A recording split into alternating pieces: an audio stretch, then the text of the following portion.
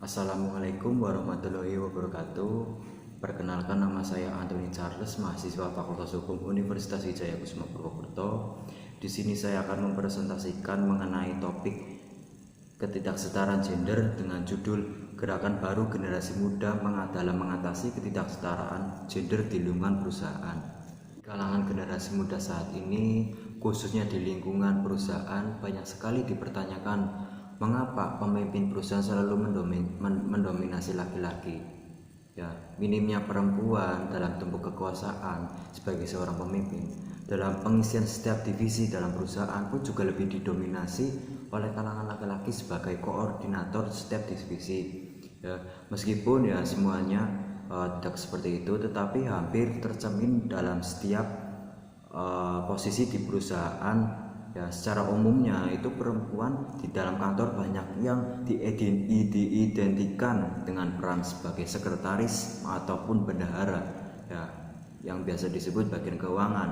Namun tidak banyak yang condong ke arah kepala koordinator ataupun pemimpin dalam perusahaan.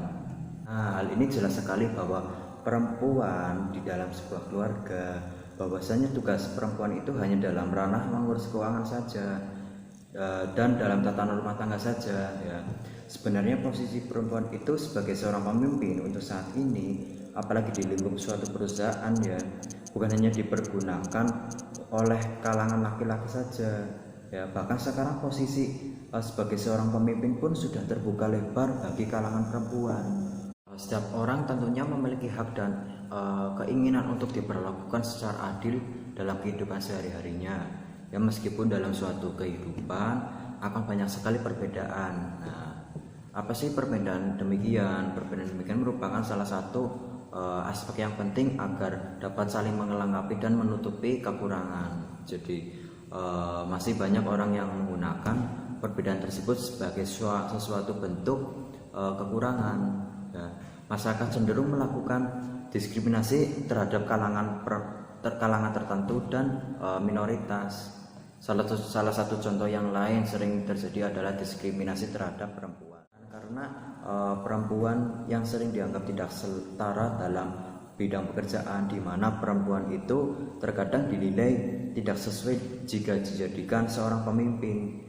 Nah, perempuan yang tidak membutuhkan pendidikan tinggi karena pada akhirnya akan menjadi ibu rumah tangga, perempuan juga harus sering menerima perlakuan tidak baik lainnya seperti kasus kekerasan dan pelecehan terhadap perempuan, ya.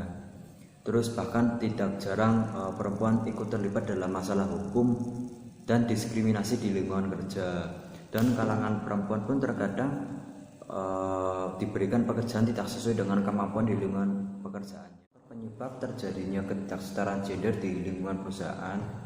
Nah, faktor penyebab terjadinya ketidaksetaraan gender di perusahaan itu adanya persepsi bahwa perempuan perlu dibatasi dan tidak perlu didengar. Ya, jadi posisi perempuan ini dalam hal itu pun terbebani, ya, terkekang. Karena apa? Karena tidak dibiarkan untuk mengemukakan pendapat, dan dalam kejadian itu pula perempuan juga merasa tidak bebas, bahkan tidak dihargai. Jadi hampir di semua negara seluruh dunia bahkan, ya, perempuan masih menghadapi halangan dalam prosesnya untuk masuk ke dunia pasar tenaga kerja suatu perusahaan. Nah, contohnya kebanyakan perempuan di seluruh dunia masih dilarang secara hukum untuk bekerja dalam posisi pekerjaan tertentu. Nah, di sejumlah beberapa negara pula, pria dapat secara hukum melarang istrinya untuk turut serta bekerja, bahkan jika perempuan diizinkan untuk bekerja. Ya, ketidaksetaraan akan upah berdasarkan gender masih sering terjadi, ya, yang dapat mengakibatkan kalangan perempuan itu tidak akan bisa mendapatkan penghasilan atau gajian seperti gaji yang didapatkan oleh laki-laki.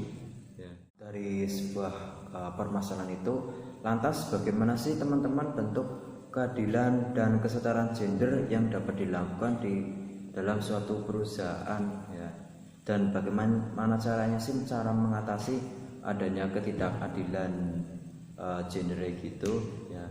Yang pertama itu menerima dan memandang secara wajar, ya. perbedaan antara kalangan laki-laki dan perempuan ya. Yang kedua itu mendiskusikan bagaimana cara merombak struktur kalangan laki-laki dan perempuan yang membedakan peran dan relasi antara laki-laki dan perempuan. Yang ketiga itu meneliti kemampuan dan bakat antara kalangan laki-laki dan perempuan ya. Nah, yang keempat memperjuangkan secara terus-menerus hak asasi manusia, di mana gender merupakan salah satu dari bagian yang tak terpisahkan. Teman-teman yang harus diperhatikan bagi perusahaan ya, guna membangun kesetaraan gender di lingkungan perusahaan. Ya, yang pertama itu kita harus lihat kesetaraan gaji ya. Membangun kesetaraan gender di tempat kerja bisa dimulai dari memberikan kesetaraan gaji yang sesuai antara laki-laki dan perempuan ya. Yang kedua itu memberikan pilihan untuk karyawan perempuan ya. Jadi perempuan itu bisa mengambil posisi terbanyak dibandingkan laki-laki ya. Ada baiknya apabila perusahaan bisa memahami hal ini dengan memberikan kesempatan dan kelonggaran pilihan untuk mengurus anak hingga jam kerja ya. Selanjutnya itu memberikan fleksibilitas dan kebebasan. Nah, ini juga paling penting ya, penting juga yang harus kita perhatikan bahwasanya fleksibilitas yang diterapkan di perusahaan tentunya itu tidak hanya menguntungkan bagi karyawan perempuan saja, tetapi bagi karyawan laki-laki juga. Nah, buatlah kebijakan jam kerja yang lebih fleksibel. Misalnya nih menentukan batas waktu, jam masuk ya, dan peluang kerja. Yang keempat ya, menerapkan jadwal ya. Kalau terdengar sih bisa dikatakan kontradiktif ya, tapi cara ini justru bisa diterapkan untuk perusahaan yang tidak bisa menerapkan kebijakan fleksibilitas. Nah, yang kelima itu ada mengadakan training management. Jadi kesuksesan membangun kesetaraan gender itu di perusahaan juga bisa ditentukan dari bagaimana pemimpin di perusahaan perlakukan anggota timnya ya. Jadi sudah biasa apabila seseorang dipromosikan ke jabatan yang lebih tinggi karena performanya itu lebih bagus ya. Tapi kinerja yang baik tidak menjamin kemampuannya untuk memimpin yang lain dengan baik juga. Nah, jadi berikan training kepada para pemimpin atau manajer bagaimana mengatur dan memimpin tim yang lebih baik. Yang terakhir itu ada buat keputusan yang adil ya. Karena apa? Karena adil dan sama rata merupakan dua hal yang berbeda ya.